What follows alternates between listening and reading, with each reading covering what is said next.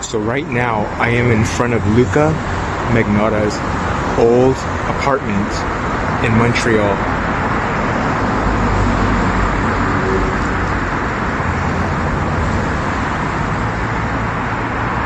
This is 5720 Boulevard des Claries.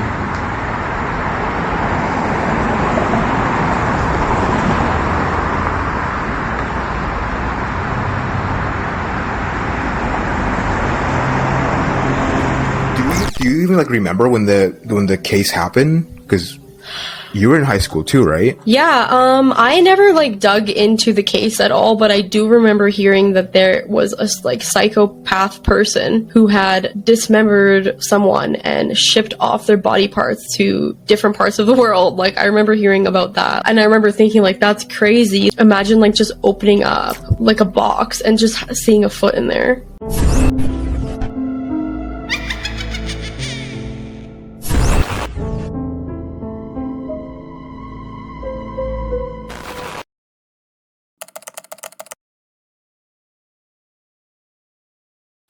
Like, how should we even start the Luka Magnotta story? Do we start it from the perspective of the documentary, Don't F With Cats? Just start it however it comes up naturally in conversation. Well, what did you think of the documentary? Because I didn't like the documentary at all. I thought it was pretty well done. Like, it kept my attention engaged the whole time. I watched it all the way through. I found the title was a little bit misleading because I thought it was going to be about animal abuse the whole time, but it really framed it from the perspective of how serial killers are made, you know, and a lot of them do start from abusing animals, or like that's how psychopaths like work their way up to human beings a lot of the time.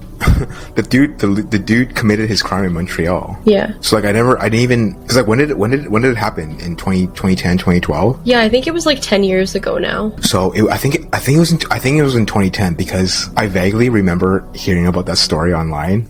I actually heard about the story of the video circulating online where he killed the Asian dude. Okay, that's how you first heard about it? That's how I first heard about it. How there's, you know how in the documentary they were saying there's this really popular video circulating on the internet? Like he strapped this Asian dude to the bed and he like killed him and he like dismembered him. Yeah. So I got whist of that on the internet. Because I think in 2010 I was in high school, and when they were mentioning that on a documentary, I was actually one of the people who were like talking about it, like, oh, did you hear about like this video? Oh. I don't know what I typed in, but I just typed in the thing, and I swear to God, I was on Google Images and I saw stills of the video. That is so disturbing. Like, I didn't see the whole video, but there, you know how there's like still images on Google sometimes? Yeah. So this was when Google was still very like wild west. It wasn't like as regulated as now. So like, you could basically post anything on Google. And I swear to God, I remember seeing pictures of like this butt. I don't know why I'm laughing. God. But I saw it. I remember it was Luka Magnotta. Like, he was in the background, and there was like this, I think it was like a butt or something, or like there's like something there, like a body. It could have been a thigh, and it was like a knife or like a fork or something. Like, he was about to like cut it, and then there was like cut marks on the body. That's all I remember. That's disgusting. So like, that's when I first got news of this story, was in 2010, or like whenever it happened. Wow. I see. Like, I didn't know that you had memories of it that early on. Like, I'm 99% sure I saw it. Right. I don't know if like some sort of Mandela effect or whatever, but I swear I did see something like that. What did he look like in the picture? Blondish hair, maybe. Was he like looking into the camera or what? It was like him he was looking in the camera, and it was like a very bright light like on his face. I don't remember, it was like a bright light, like kind of what I have right now. It's like a bright light, and then you can see like the torso or whatever it was, and there's light on that, and it was like reflected off, and it was just, it was like a human body, and it was just like there was some marks on it. It was just like cut up. It wasn't like a full body. That's all I remember. That's all you remember? Yeah. Like, it wasn't like a complete body. It was cut up. That's so weird.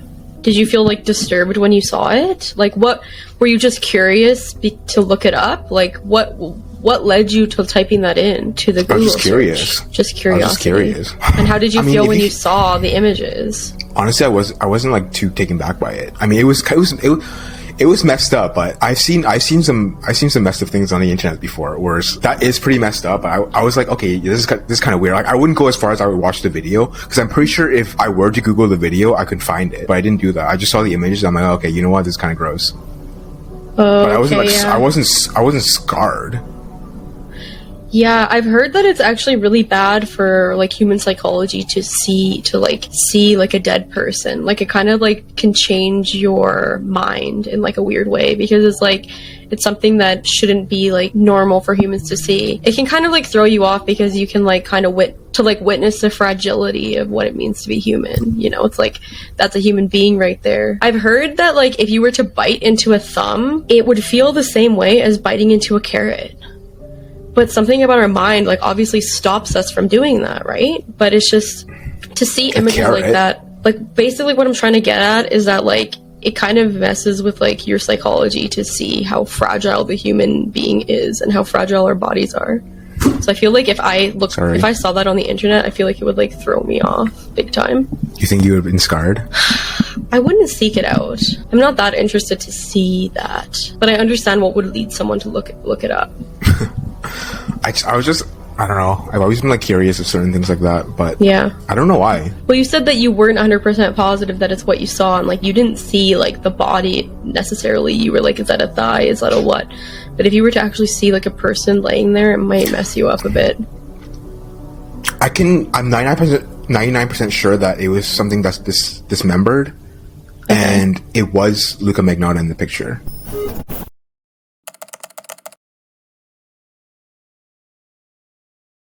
I mean, I don't know. The documentary was okay.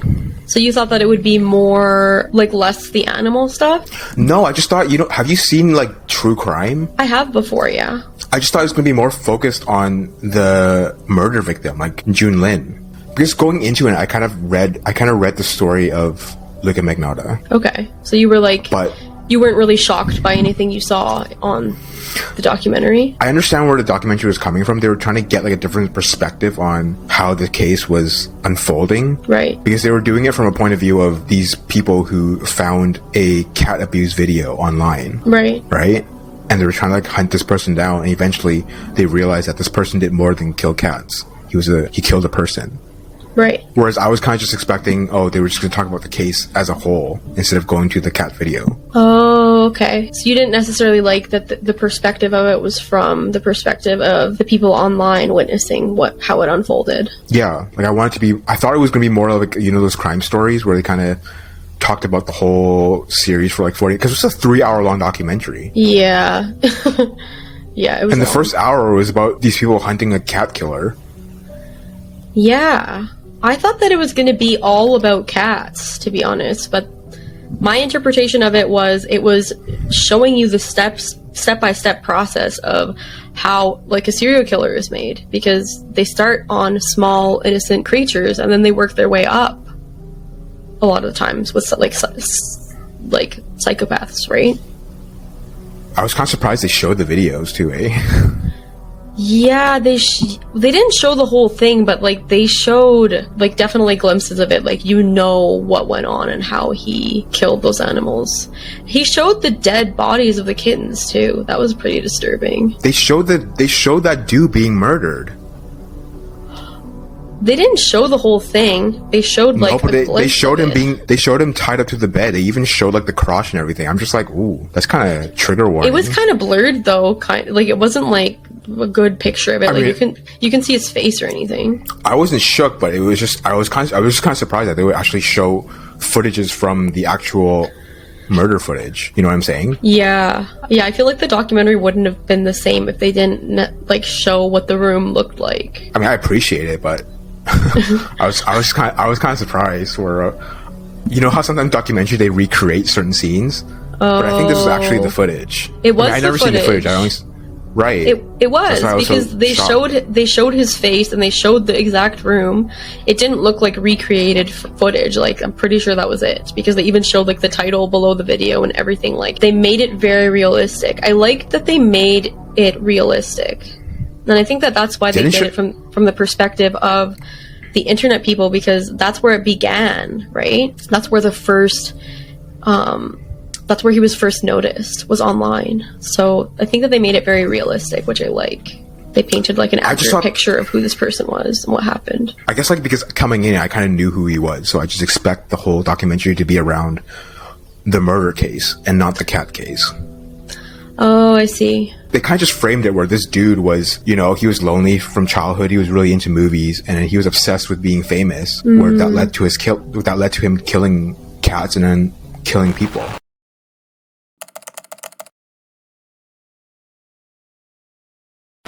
Right. What did you think about his mom? Because she was very surprised by it, and she was like, "Oh no, there's no way my son would have done this." She wasn't surprised. You don't think so?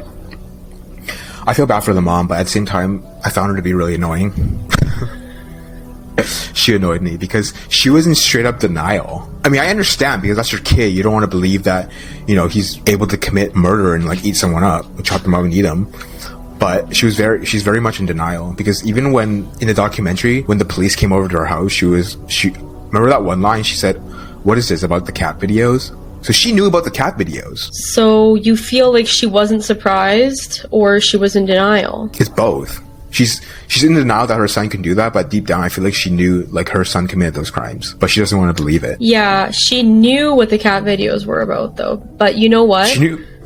If I were to put the puzzle pieces together, I would take a guess that she witnessed him from a very young age, like torturing small creatures. So it probably started with him like smushing bugs or ants, or maybe one day she found like a butterfly and he like dead. You know what I mean? It starts very slowly with people with these tendencies. It starts in childhood. So she probably thought that he was just only capable of hurting like animals or creatures, right? Which is very disturbing as it is, but so she was probably not shocked about the animal aspect, but the human aspect probably she did not understand and she was in denial of. Well, the whole thing was that he moved away, right, to Toronto. Right. They said that he wanted to become famous, like a famous actor, but that didn't go as planned, and he became a gay escort. Right. And his mom was saying that one of the clients that he had was controlling him and making him do all these things. Manny. You remember that? I think I would like back that up with my same argument. Like, she probably only believed that he was capable of hurting creatures but not humans. So she believed the Manny story. But then why did the palm show up in that video? Remember, he was like, look back, look at the hand in the video. I googled that. And what did you find? So the hand video was about so what's his name? Luka made 3 cat videos, right? 3 cat building video. The first one was about him putting the cats in the vacuum seal bag. The second one was about him drowning the cats. Yeah. And the third one was him feeding the cat to the python. Right. And it was the third video where you see the hand, the second hand. Reddit was saying that the hand was the python handler. Because you can't just find a freaking python out of the blue. Yeah, I actually researched it and found that as well. Because he was involved in like all these weird websites, like gore websites where people go on to like witness stuff like that, like animals being eaten and stuff. Yeah, so I'm sure like the hand wasn't Manny's hand. It was just like the snake handler's hand. I mean, it's still messed up, but his mom was saying, oh, if you look at the video, you know, that's Manny's hand, and it was Manny that made him do all the cat videos because he's distributing it. That's what I'm saying. She's in freaking denial because she thinks her son is being manipulated by this imaginary person that his son made up. And even the person Manny, it even went in the documentary where she said her son was obsessed with this movie called Basic Instinct. Yeah. And the person Manny is actually the character of what's her name? The murderer in the movie. It was her ex-boyfriend. It was Manny Lopez or something. So Sharon Stone, that's the girl in the movie in Basic Instinct, and her boyfriend, her ex-boyfriend, was named Manny. And you were saying that he was since he likes that movie, he was trying to replicate his real life story to the character Sharon Stone in the movie. Yeah, so I was wondering if he did all of these things like by design, like on purpose, right? To make it seem like he was this like genius, like killer or whatever. Or was he just like very delusional and like couldn't separate like film from reality? So this is the front door. As you can see, the apartment owners try to change the number to 5726, but the actual address is posted on the wall here.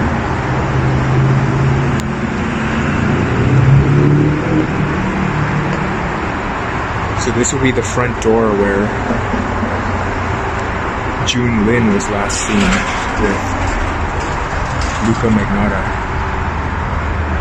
Going through those doors.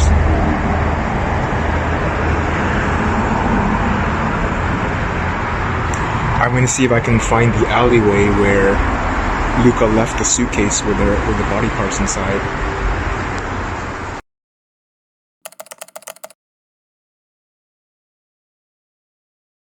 Because in the documentary they were, because you were saying that he's a very like vain person, right? Because he checks himself out in the mirror a lot. Yeah. That like the one visual of him like after he like killed the guy and then he goes back into the apartment and he's just checking himself out in the mirror for like 10 minutes. That really stuck in my head. I was like, holy shit, he's really lost it. Yeah, because in his head he's the star of his movie. Yeah. That's what I'm saying. He literally just chopped the person up, and his concern is how he looks. So maybe in his head he's playing out this film that he's in. Or maybe in his head he feels like, oh my god, I am the main character. So he was like just admiring himself for a moment after he had performed this like crazy scene in a movie. He was like, look at me, I'm a star. I feel like that's what was going through his head. He was like, I'm a genius. I'm the main character. That's probably why. That's literally probably why it motivated him to his killings. I just think it was just an obsession of just being noticed or just trying to be famous. I mean, he got what he wanted. Yeah, he did. He did get what he wanted. In the documentary, they mentioned someone tipped off the cat hunting group because originally they couldn't find who this person was. Right. In the documentary. And they got an anonymous message from this random person saying, hey, the person you're looking for, his name is actually Luka Magnotta. You remember that? Right. So who they never revealed who sent that anonymous message, but on Reddit there was a conspiracy theory saying that it was actually Luka Magnotta that sent them that message, that sent the group that message saying, hey, the person you're looking for, his name is Luka Magnotta. Yeah, that's not surprising. because he infiltrated the group, right? And he was kind of taunting them, saying, "Ha, you can't catch me. You guys work so hard. You don't even know who I am. You don't have any clue." And he was trying to, give them more clues in his next videos to see who he was, what he looked like. And he even posted a picture of himself with the cat and his face blurred out. Right, and that was so, also. That's what I'm saying. He was so obsessed with just being. It's like he wanted to get away, but he also wanted the attention. Yeah, it was also that was also inspiration from that movie Catch Me If You Can, I think, where they're like I watched that movie a really long time ago, but the character like flies overseas and he's like running away and it's like this adrenaline rush. I feel like he like literally thought that he was like in those movies. And remember, like, even at the end when he's sitting in the police officers room, oh my god, yeah, and he asks for the cigarette, and it's like then they show the clip from that movie where he has a cigarette and he crosses his legs just like the main character. I feel like he like was really like had blurred lines between what was happening in films and his life. Like, it's so trippy. Dude, when they showed me that scene where they're like comparing the back and forth between the movie scene and what he did, like he was like, "Oh, can I have a cigarette?" And he like crossed his leg, and the quote he sent that one dude was like, "Oh, you look like this one guy from," and the guy was in the movie. Oh, what's his name? I gotta Google it. Yeah. Remember that news reporter? Yeah. Oh, he was like, has anyone told you that you look like Michael Douglas? Yeah. And Michael Douglas is in the movie Basic Instinct. Yeah, it's so interesting. Literally, he planned out this murder from years ago, and exactly that's what Sharon Stone did in the movie. She planned out the murder before killing him. Interesting. So he's literally living his life out as if he was the character in a movie he's directing. Yeah. So that's what makes him insane. And then here's another thing, the quote: "If you don't like the reflection, stop looking in the mirror." I don't care. I don't care. Yeah. Yeah. That was interesting. What does that mean? It just came up in my head when you were talking about how he thought that he was like a reflection of these movie characters almost. Like he was mirroring the scenes in all of these movies. I think that he didn't want to be himself, or he didn't have a like idea of who he was. So, there was like a very strange distortion. And even just like that mirror when he was like checking himself out in the mirror, what the heck was that all about? That trips you out, eh? I really like to try to put myself into the mind of somebody and say, what the hell is going on? I just feel like his reality was distorted and he was trying to, like, not be himself anymore. He wanted to be a movie character. Oh, you think because the quote is that he looks in the mirror and he doesn't like that he sees himself. Yeah. So he's trying to be like a different character. There was like just huge distortion between like, I think that he just like didn't understand himself at all or something. Like he will like crop his face on all these different bodies all around the world. And he made like 50 accounts, like for fan accounts and stuff. Like he must have had a very distorted view on who he was. So imagine thinking that you're like a celebrity in your head and you're like this movie character and all that. And then you look in the mirror at the end of the day and you're like, I'm just a basic bitch. You know what I mean? He was making like 40 different accounts. Yeah. He also an escort too, so some trauma there. For sure, yeah. It's just like hard to understand why he did what he did at the end of the day. I think in the movie, I'd never seen the movie Basic Instinct, but in the movie is the girl, she like straps the man in the bed with like a white thing. You saw the documentary. Yeah. And then she stabs him with a ice pick. And he recreated that scene in his murder where right. he even painted the screwdriver to look like an ice pick. Right. So that's literally like, if that's not a sign where he's trying to live his life to be as close as the movie as possible, then I don't know what it is.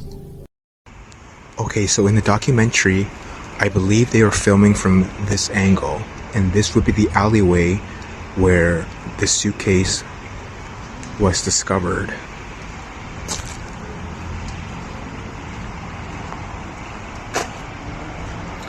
And I believe the spot was right over there. That's where the suitcase was with the torso.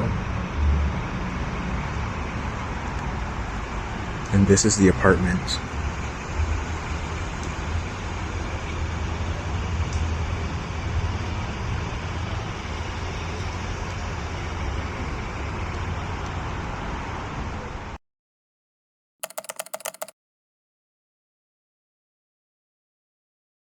Should we talk about like the murder victim? Because that got a lot of controversy on the documentary, how they didn't really talk about the victim. Yeah, talk about Jun it. Lin. Do you know more about it? The documentary mentioned that he was a engineering student in Montreal. Yes. And he was also he was gay, so that's why he moved to Canada, because he was more open. Mm-hmm. And he met up with this guy on Craigslist, and I think the advertisement was for that it was like a one night stand thing, and if they could film it, and he agreed to it. Mm-hmm. So June went over to Luka's house, and that's where it all happened. So you were watching the documentary. Like, what led you to click on the documentary on Netflix to want to watch that? A few videos back, you asked me about. We were talking about the bathhouse, right?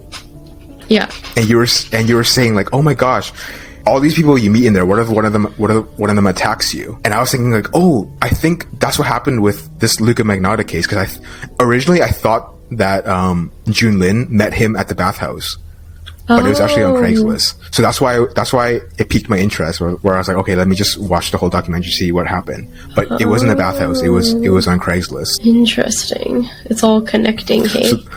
So that's why I watched the documentary, and it was interesting because it happened in Montreal, so it was very coincidental. Where you said, "Oh, what if someone attacks you in a bathhouse?" Which is true. I mean, you're in a bathhouse, you don't know who they are, but it's the same goes for Craigslist. You're meeting these people, these strangers online. You really don't know who they are. And they actually took that off, that section of Craigslist. Before you can meet people on Craigslist for like sexual activities and stuff, they took that off. Yeah, well, I think that also back in the day, they probably didn't have like Tinder or whatever, you know? So people would have to like find other ways to meet up. It was probably difficult. It was probably more difficult for gay people. The gay people, yeah. Interesting. The struggles. Interesting. Yeah. But that's what led me to watch the documentary. And I was more intrigued knowing that the apartment was 10 minutes away from where I used to live. So you didn't see the street in the documentary and go, hold up a second. Like, you clicked the documentary knowing that it was like where it took place. I had an idea where the apartment was, but I didn't know it was that close to where I used to live. Oh, okay. I was like, whoa, this is the old street. Yeah. Because I'm pretty sure I walked past it not even knowing it was that apartment. That's so crazy. Like, you would think that there would be some kind of, like, crazy aura, like, coming off the building, that when you pass it, you're like, what's going on with that building? But, like, No. that way. Even when I went to take pictures of it, I didn't get any of that vibe. Nothing, hey? I think knowing the story and seeing footages from the documentary, seeing Luka and June like entering the apartment, because you see the front door of the apartment, you see the lobby and everything, and you see all that happening in the video. And then you're there in person. You see the thing in person. Like, oh, this is the mirror where you said that he checked himself out after killing him. Yeah. And this is the door. This is the door where that June was waiting for him to unlock, and they went in. Like, you see all that in real life, and you kind of take that in. It's like, wow, all this happened here in this spot. Right. And even in the alleyway, remember I have pictures of the alleyway where he put his torso in the suitcase and dumped it there. Yeah. Just knowing that that's in that spot is what happened. You just think about it. It's like, wow, the perspective is weird. I don't feel any like crazy vibes, but it just definitely feels very surreal. Right. That's so weird. Because you don't even know, you don't know that you're looking at something like that until you see that. So, like, I was just, as you were speaking, I was just thinking that, like, that's probably almost like what Luka Magnotta felt like. Doing these actions and weird things, and then, like, seeing the parallels from the movies and stuff. It's like, that's kind of like what it was like for you. I was Luka? Well, I mean, like, you had seen these images from the documentary and stuff, and then you're going to the door and you're, like, seeing, oh, like, there's that mirror and that's the door where they, like, went in. You're, like, kind of replaying those images. But you are capable of, like, separating the difference between, like, reality from the documentaries, right? But for him, I feel like it was just totally blurred, maybe. But yeah, like, did you feel weird, like, looking in the building and, like, seeing the mirror and stuff in there? I just thought it was very surreal. Like, wow, 10 years ago, some dude got chopped up here. Yeah. And what I'm looking at, this alleyway, what I'm looking at is where the suitcase was with this dismembered torso. In that spot I'm looking at right now. Like, think about it. And I was standing on that spot. I was like, wow. I don't like that. But it's just you don't realize. That's what I'm saying. Like, when you look at stuff like that, like I was saying, I walked past it probably so many times before I watched the documentary, realizing like that was the apartment. You don't know these things. Like, you don't know what happened in this one area until you watch something like that, and then you realize, holy shit. Yeah, there's like stories everywhere you go. You try to put yourself in that mindset, and yeah, like you said, I replayed the documentary, all the scene that went on, and it's just like nuts. I wanted to visit the floor. Yeah, it was locked, eh?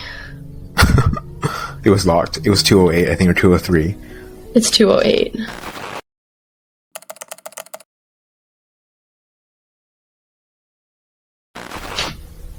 It's just sad. I mean, I want to give another detail because they didn't mention this in the documentary. So they were saying that in the video, Luka was in the bathtub playing with like a head. Yeah, I think so. Yeah. They were saying, oh, the next scene he was in the bathtub and he was kind of playing with this dismembered head. Because the friend of Junlin watched the video, and he said he saw the video and he skipped towards the end. He knew and he said that once because he saw the head. Yeah. And he realized that it was his missing friend. Yeah. I was like, holy shit. Can you imagine? No. That's freaking nuts. And for the family, dude, that's so messed up. That's why I have absolutely no sympathy for Luka Magnotta. Yeah. And his mom is, I was so mad at his mom in the documentary because his mom, being a mother, I understand where you're coming from, where you don't want to accept that your son is a crazy serial killer. Right. So there's really only two paths for her to go. Either she accepts it and kind of this is my son, this is who he is. But she went the opposite route where it's like, oh, he didn't do this. It was some made up character. It was Manny Lopez. Yeah. Okay, that makes sense. I can see why that would be like annoying for you and frustrating, because it's like, yeah. Can you at least admit it? Admit it, right? Admit it. So, because if somebody is able to like admit it and like in a way like apologize on behalf of their son, or just do something, feel some sort of like remorse, right? Like, right. She's so concerned about this freaking Manny character.